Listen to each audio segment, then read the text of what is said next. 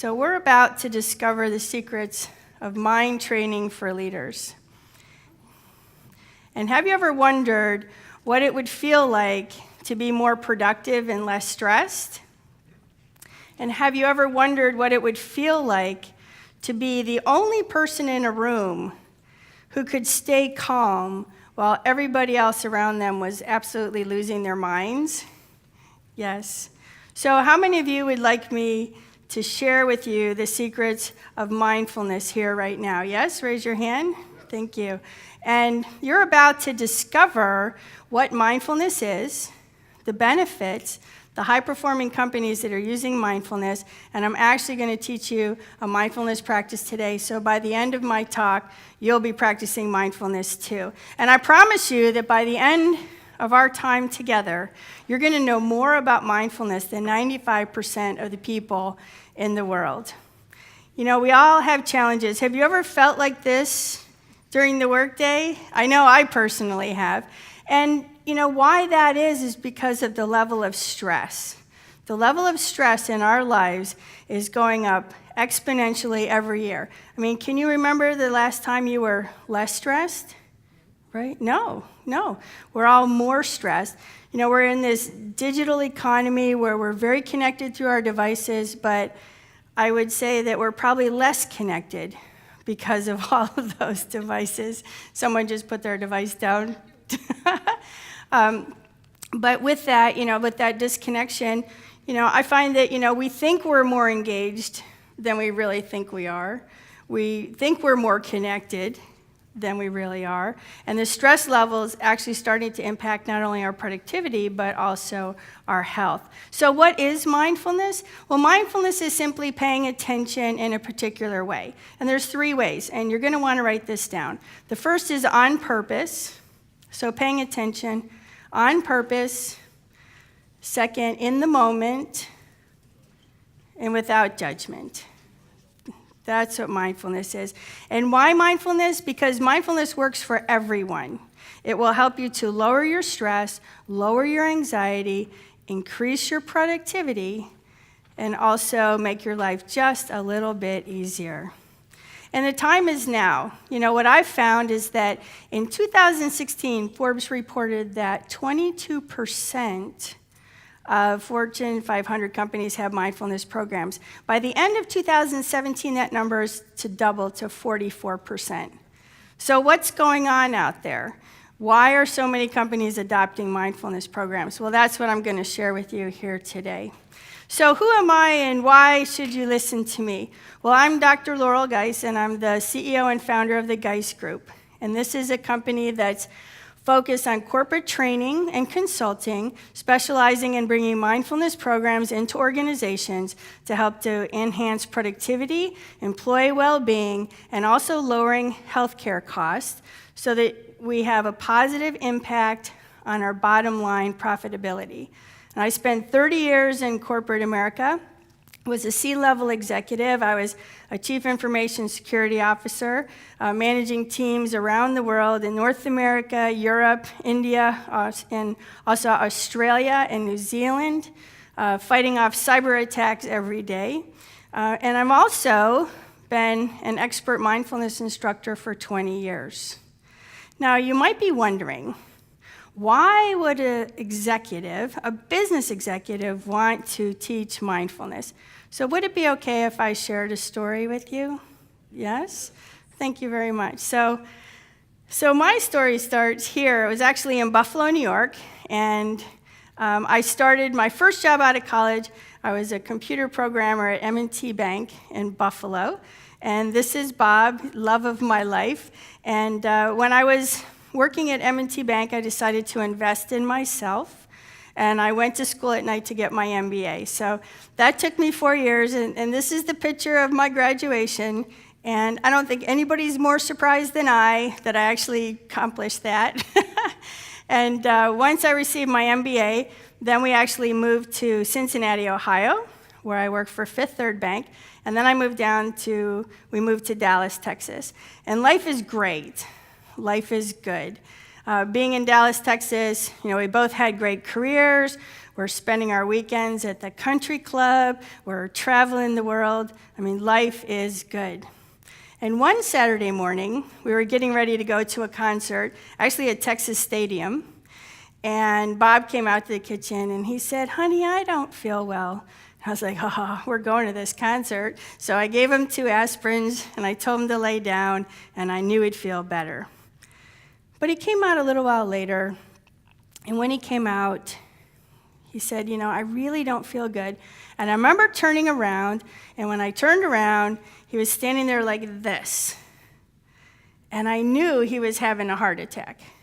So I literally picked him up and I put him in the car and I drove like 2 blocks to the hospital. I carried him into the emergency room and the doctors took him behind the swinging doors. And I have to tell you, I was so scared because we had just moved to Texas. I didn't know anyone. Our families were in Ohio. Here he was having a heart attack. I didn't know if he was going to live or die, and I just sat there and cried. And eventually, one of the doctors came out, and he said, "Bob's going to be okay. He's in intensive care. You can go see him." And I remember running upstairs to see him in the hospital in intensive care. And I remember, seeing him lying in the bed, and I knelt by the bed, and I held his hand. And as I held his hand, we were both crying, and just crying tears of gratitude, because he was still alive, and we could keep sharing our lives together. Well, the next morning, the doctor came in, and the doctor says, "Well, I have good news and I have bad news." He says, "The good news is that Bob survived the heart attack. The bad news is that we found a tumor the size of a baseball in his lung, and he has 6 months to live." And he had 6 months to live. And I'll never forget that day, that moment when I walked in the hospital, and I saw his doctor standing outside his door, and she said to me that he had slipped into a coma, and he only had a few hours to live.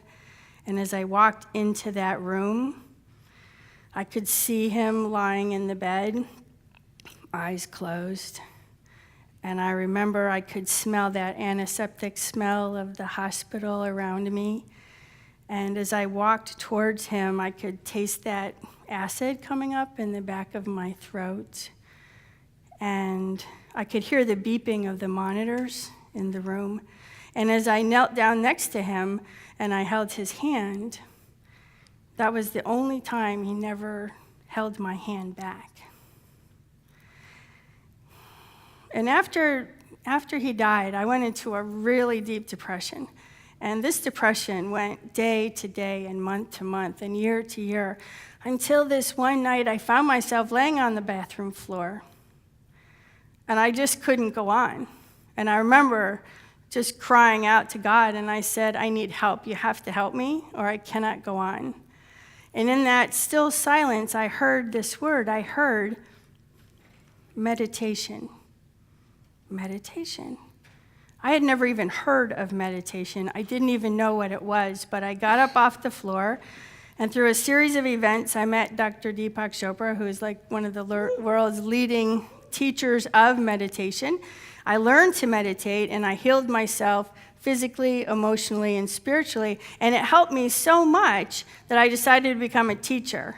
And then I began teaching seminars on the weekends. So during the week time, I'm in the corporate world, and on the weekends, I was spending time with families who had other family members with terminal illnesses, teaching them meditation so they could move through that time. Mark Twain said, "The 2 greatest days of your life are the day that you're born and the day that you know why." And I know my why. My why is I am here to bring mindfulness programs into organizations, because I spent 30 years there, and I understand the stress. I understand the pressure. I understand the deadlines. And I just want to help suffering at work. So when I talk about mindfulness at work, I hear a lot of people say, "Well, this stuff isn't going to work for me." And I'm here to tell you that I have business cases and scientific research proving the efficacy of mindfulness in the workplace. Okay, I don't have enough time. Well, once you learn how to use mindfulness every day, you're going to find out that you're going to have more time because you're going to be more focused. and it's going to cost too much. Well, once you understand the benefits, there is no cost to this. It's actually priceless. So we're going to cover today 3 steps to bringing mindfulness into your life. So we're going to start with what is mindfulness? Secondly, why mindfulness? So what are the benefits? And how can I use it? So let's start with mindfulness, what it is. So mindfulness is paying attention in a particular way. We said 3 ways. First, it was on purpose. Second, in the moment. And third, without judgment. So let's start with on purpose. So on purpose. On purpose means making the decision to focus your awareness here in this moment. And in the moment means right here, right now. Not focusing on the past, something that happened yesterday or last week, or projecting into the future what may happen tomorrow or next month, but being right here, right now. You know, stress happens when this moment isn't what you want it to be. So if we can stay in this moment and move into a place of non-judgment and simply observe what's going on, you're going to find that your stress levels and anxiety are going to drop tremendously. And I like to contrast mindfulness with mindlessness. So how many of you have ever driven home in your car and you get to your driveway and you cannot remember how you drove there? Yes? Right? We've all done that. That is a state of mindlessness. And there was a recent study that was reported in Harvard Business Review that said we spend 47% of our time in a state of mindlessness.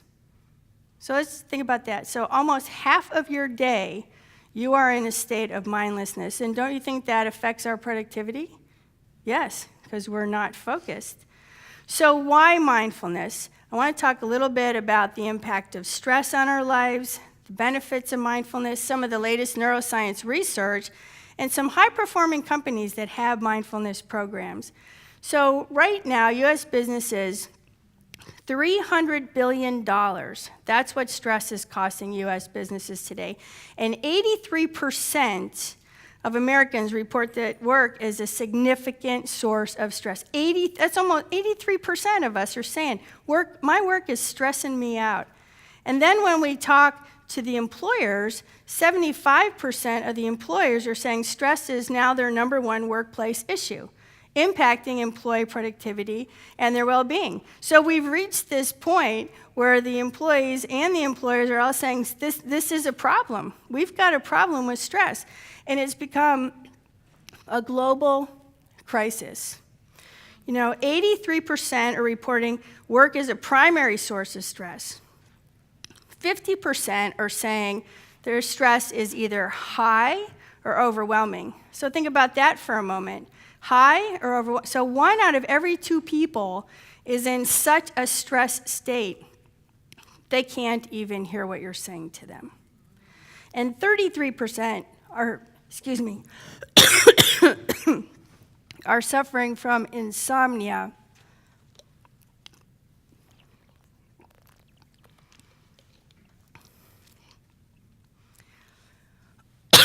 That's impacting their health and performance.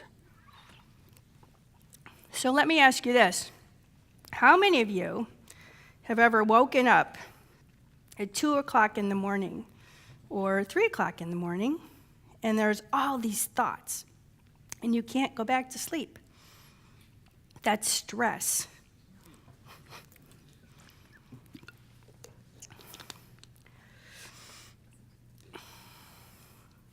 And stress is impacting business.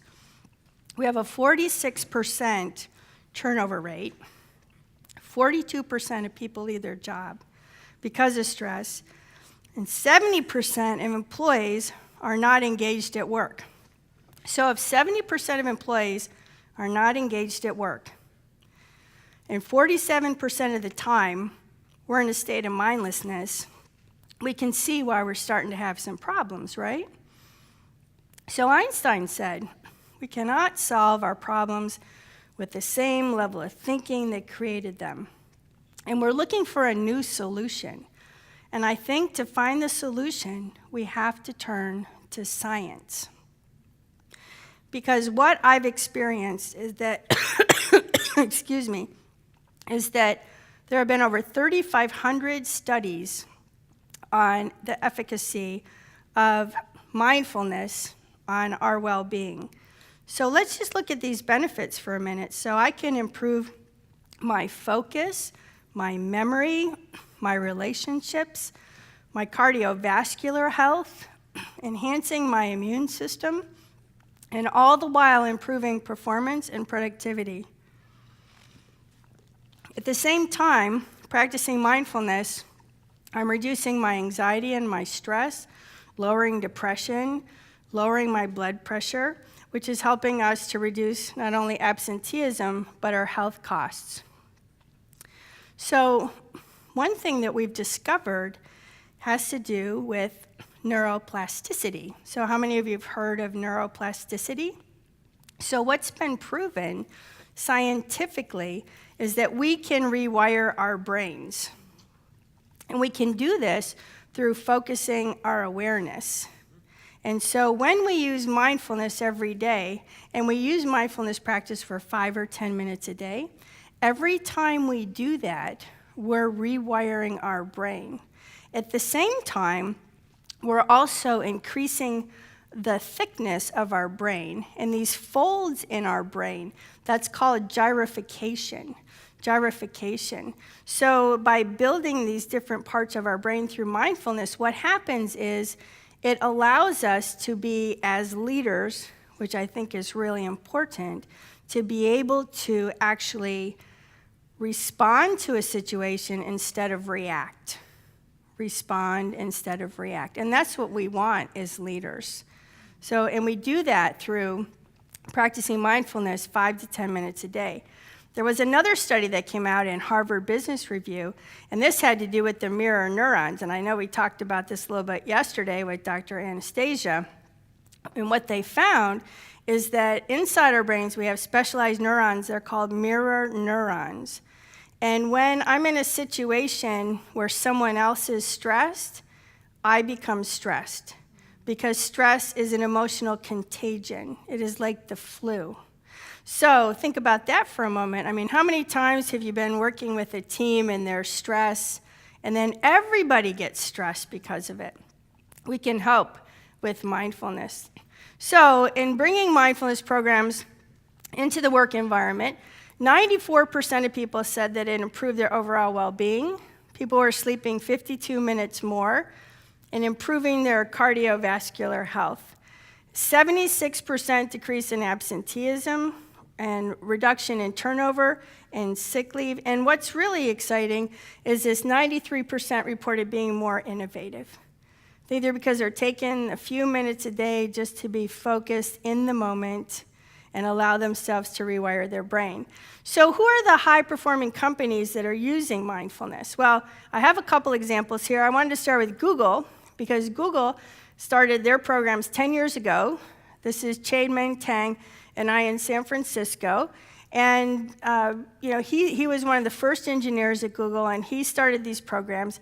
Now they have over 12 different programs. They've trained thousands of people in mindfulness, and they found all these benefits. They're more resilient to stress. They feel they're more focused. They feel they're using mindful listening and mindful conversation techniques that they can actually get along better with their teammates. And if they do come up against some kind of conflict, they can resolve it much more quickly. This here is Mark Bertolini. He's actually the CEO at Aetna. And Aetna has 50,000 employees. And Mark was actually in a skiing accident. He tore out all the nerves in his left arm. And after a lot of therapy, surgery and therapy, he turned to mindfulness and meditation and actually helped him with his pain. It helped him so much he wanted to bring it to Aetna. Now they have 13,000 employees in the program, and they've done the metrics.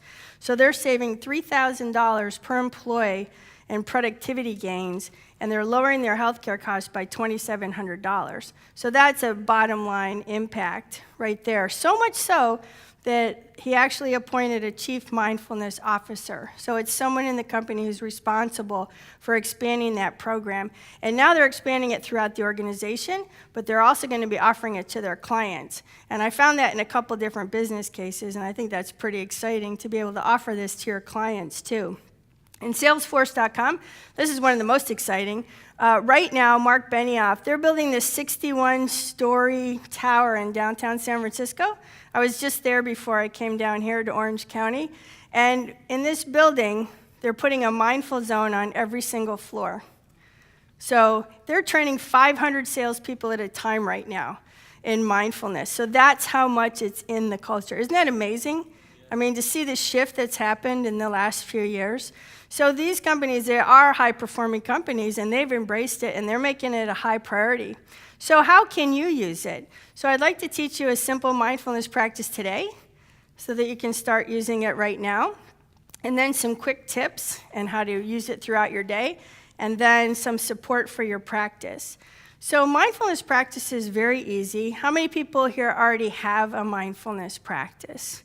Oh, good, we have a few. So I like to call this the mechanics of mindfulness, breaking it down to its simplest essence.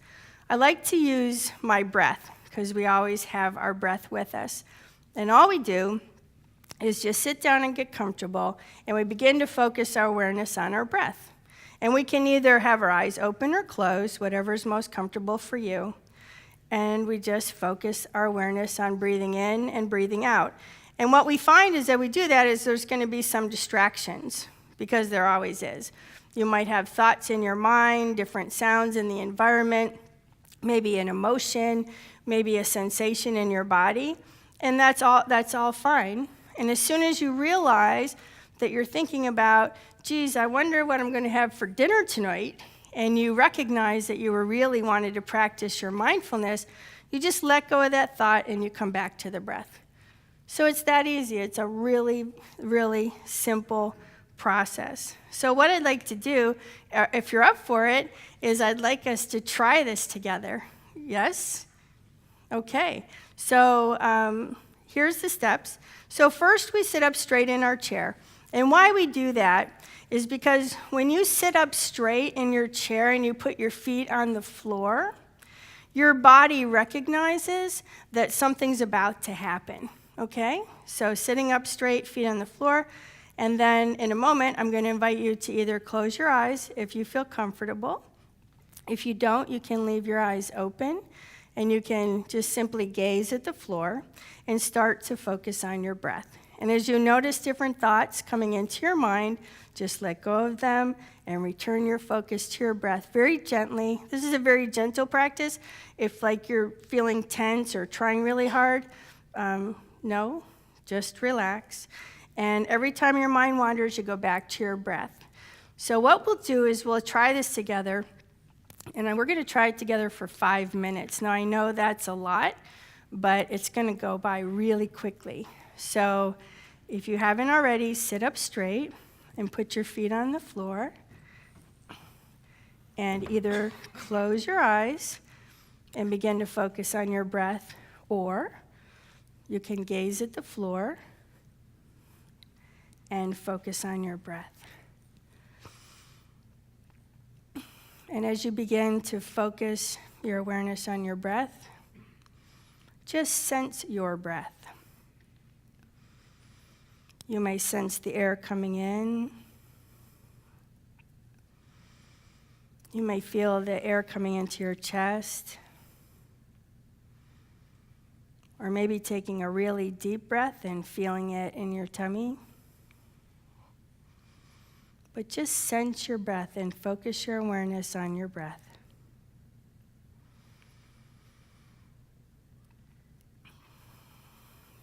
And as you do, you're going to become aware of different thoughts that are going to come into your mind.